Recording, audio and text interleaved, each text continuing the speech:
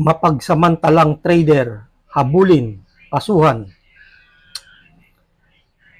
May babala ang Department of Agriculture o DA sa mga negosyante ng agricultural products na nagsasamantala sa presyo ng mga bilihin, lalo na ng karne ng baboy sa panahon na may kalamidad ang bansa. Ito marahil ang talagang dapat na mabantayan at matutukan. Ang pahayag ay ginawa ng DA kasunod ng pagsirit ng presyo ng ilang agricultural product sa mga palengke at pamilihan. Partikular sa presyo ng baboy na nitong manalanta ang bagyong Aghon na naglaro mula 263 pesos hanggang 380 pesos ang kada kilo ng kasim.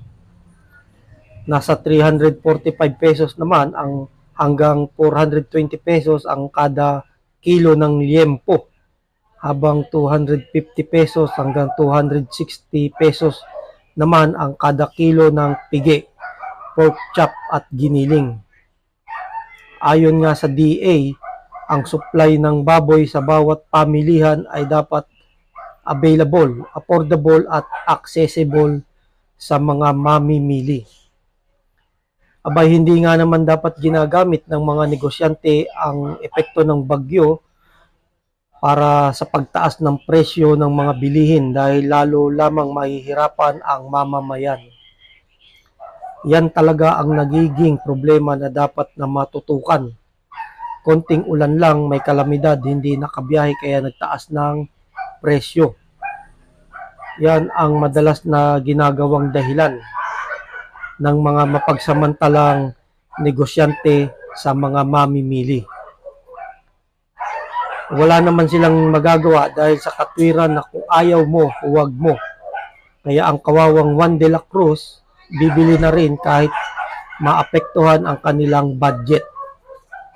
Hindi lang marahil sa mga karne, maging presyo ng gulay at ibang pangunahing bilihin, dapat masilip ng mga kinauukulan na talaga naman hindi na yata makatwiran ang presyo. Dapat itong regular na mamonitor ng matigil na ang ganitong uri ng pananamantala. Ayan ang masakit na balita dyan. Pag may kalamidad, lahat nagtataas. Presyo ng gulay, karne, isda, baboy, manok.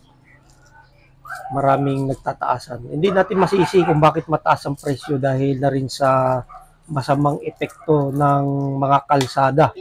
Yung sinasabing farm to market road. Yun yung sinasabi. Kaya dapat ayusin din ng gobyerno ang mga kalsada na dinadaanan ng mga magsasaka natin para maging balanse ang presyo sa kabila ng mga kalamidad nito. Ayusin ang mga kalsada. Yan ang number 1 na dapat ayusin.